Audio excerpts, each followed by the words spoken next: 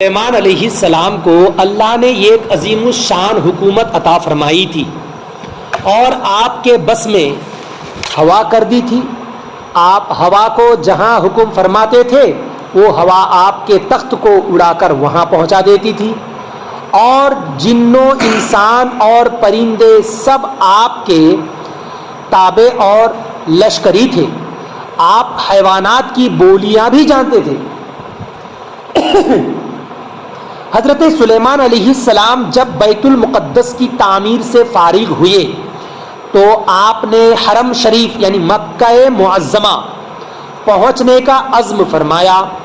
چنانچہ تیاری شروع ہوئی اور آپ نے جنوں، انسانوں، پرندوں اور دیگر جانوروں کو ساتھ چلنے کا حکم دیا، حتیٰ کہ ایک بہت بڑا لشکر تیار ہو گیا. یہ عظیم لشکر تقریباً 30 میل میں پورا آیا. کتنے؟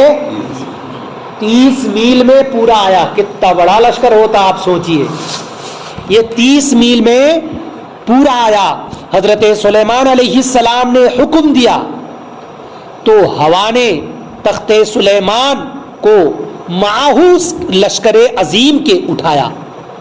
ہوا کو حضرت سلیمان علیہ السلام نے جیسے حکم دیا تو حضرت سلیمان علیہ السلام کی تخت کو بھی اور ساتھ ہی ساتھ 30 میل دور تک جو لوگ تھے یہ تمام لوگوں کو بھی ہوا نے ہوا میں اٹھا لیا، زمین سے اوپر اٹھا لیا اور فوراً حرم شریف میں پہنچا دیا.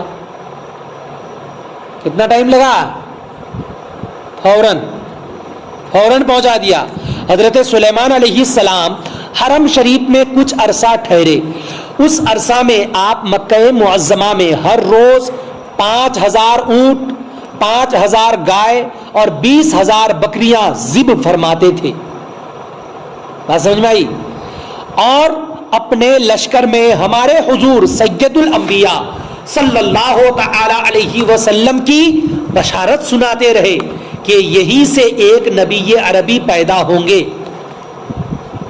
حضرت سلیمان علیہ السلام کا زمانہ حضور سے ہزار سال پہلے کا زمانہ تھا، لیکن حضرت سلیمان علیہ السلام حضور کی آمد سے ہزار سال پہلے ہی لوگوں کو بتا رہے تھے کہ یہاں پر اسی مکان، اسی علاقے سے، اسی عرب کے اسی علاقے سے نبی آخر الزمان تشریف لانے والے ہیں، یعنی حضور تشریف لانے والے ہیں، یہیں پر پیدا ہونے والے ہیں، جن کے بعد پھر کوئی اور نبی پیدا نہ ہوگا. وہ ایسے نبی جن کے بعد کوئی اور نبی پیدا نہ ہوگا. حضرت سلیمان علیہ السلام کچھ عرصہ کے بعد مکہ معظمہ میں مناسک ادا فرمانے کے بعد ایک صبح کو وہاں سے چل کر صنعاء یعنی ملک یمن میں پہنچے. صنعاء یہ جگہ کا نام ہے. یہ جگہ کہاں ہے؟ ملک یمن میں پہنچے. مکہ معظمہ سے صنعاء کا 1 مہینے کا سفر ہے. کتنے دور کا راستہ؟ 1 مہینے کا سفر ہے. لیکن آپ مکہ معظمہ سے صبح کو روانہ ہوئے اور صنعاء زوال کے وقت پہنچ گئے. بات سمجھ گئی؟ صنعاء زوال کے وقت پہنچ گئے. آپ نے یہاں بھی کچھ عرصہ ٹھہرنے کا ارادہ فرمایا. یہاں پہنچ کر پرندہ ہدہد ایک روز اوپر اڑا اور بہت اوپر تک جا پہنچا اور ساری دنیا کے طول و عرض کو دیکھا. اس کو ایک سرسبز باغ نظر آیا. یہ باغ ملکہ بلقیس کا تھا. کس کا باغ تھا؟ ملکہ بلقیس کا تھا. اس نے دیکھا کہ اس باغ میں ایک ہدہد بیٹھا ہے. حضرت سلیمان علیہ السلام کے ہدہد نے بہت اوپر اڑ کر دیکھا کہ بلقیس کے بھرے باغ میں ایک ہدہد وہاں بھی بیٹھا ہے. حضرت سلیمان علیہ السلام کے ہدہد کا نام یافور تھا. کیا نام تھا؟ یافور تھا. حضرت سلیمان علیہ السلام کے ہدہد کا نام جو یافور تھا، وہ یافور کی اور یمنی ہدہد کی حسب ذیل گفتگو ہوئی. وہ لوگ آپس میں ملاقات کیے. ملاقات کرنے کے بعد دونوں یہ ہدہد بھی اور وہ ہدہد بھی آپس میں ملاقات کرنے کے بعد کہنے لگے. یمنی ہدہد کہتا ہے جو ملکہ بلقیس کا ہدہد تھا وہ یمنی ہدہد کہتا ہے بھائی تم کہاں سے آئے ہو اور کہاں جاؤ گے؟ کس سے پوچھتا ہے؟ حضرت سلیمان علیہ السلام کے ہدہد سے پوچھتا ہے۔ یہ سلیمان علیہ السلام کا جو ہدہد تھا یہ پانی دیکھنے کا کام کرتا تھا۔ جب نماز کا وقت ہوتا تو حضرت سلیمان علیہ السلام کے لیے یہ ہدہد اوپر اڑتا اور چاروں طرف دیکھتا کہاں پانی ہے، تو وضو ضروری ہے نماز کے لیے، تو یہ ہدہد پانی دیکھ کو پھر آ کے کہتا کہ وہاں پانی ہے، تو لوگ وہاں سے جا کے پانی لا کر حضرت سلیمان علیہ السلام کو دیتے۔ تو یہ ہدہد اور بلقیس کے راج کا ہدہد یہ کیا کہتا ہے؟ بات چیت ان لوگوں کی کیسی چل رہی ہے کہ یہ سلیمان علیہ السلام کا ہدہد وہاں جا کے پہنچا تو وہ ہدہد کے دیکھ کے کہتا بھائی تم کہاں سے آئے ہو اور کہاں جاؤ گے؟ تو یافور یعنی حضرت سلیمان علیہ السلام کا ہدہد یہ کہتا ہے میں ملک شام سے آیا ہوں، اپنے بادشاہ سلیمان کے ساتھ آیا ہوں۔ یہ منی ہدہد کہتا ہے سلیمان کون ہے؟ سلیمان علیہ السلام یہ کون ہے؟ تو یافور کہتا ہے وہ جنوں، انسانوں، شیاطین، پرندوں، جانوروں اور ہوا کا ایک عظیم الشان فرما بردار اور سلطان ہے۔ بولیے سبحان اللہ۔ ایک عظیم الشان فرما بردار اور سلطان ہے، اس میں بڑی طاقت ہے، ہوا اس کی سواری ہے اور ہر چیز اس کی تابع ہے۔ اچھا تم بتاؤ کہ تم کس ملک کے ہو؟ یمنی ہدہد کہتا ہے کہ میں اسی ملک کا رہنے والا ہوں، ہمارے اس ملک کی بادشاہ ایک عورت ہے جس کا نام بلقیس ہے۔ کیا نام ہے؟ زور سے۔ بلقیس ہے، اس کے ماتحت 12,000 سپہ سالار ہیں۔ کتنے ہزار؟ 12,000 سپہ سالار ہیں، اور ہر سپہ سالار کے ماتحت 1,00,000 سپاہی ہے۔ تو 12 لاکھ میں 12,000 سپہ سالار کے ہر ایک کے ماتحت 1,00,000 ہے، کروڑوں میں اب بات چل رہی ہے۔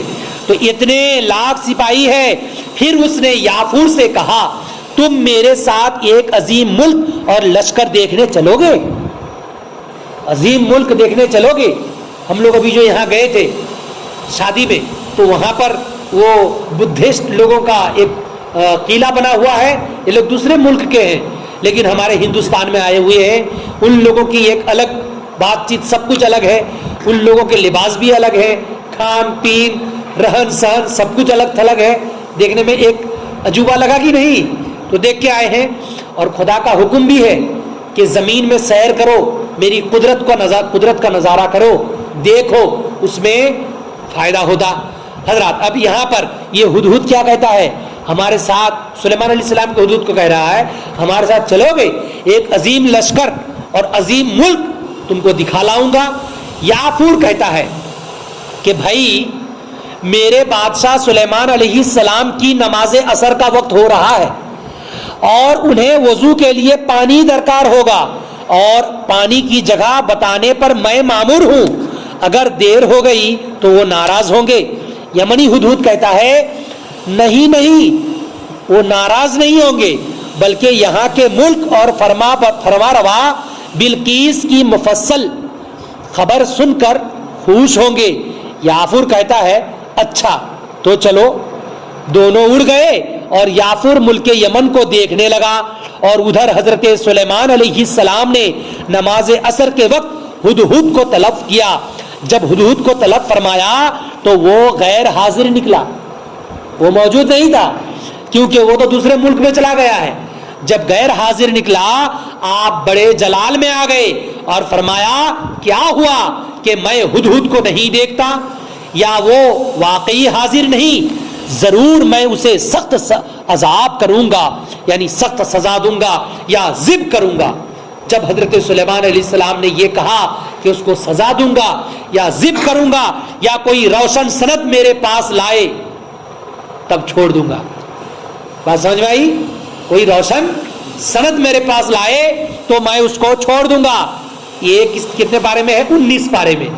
تو انشاءاللہ تبارک و تعالی اس کے بعد کیا ہوا آپ تمامی حضرات بیان کل سماعت کیجیے گا.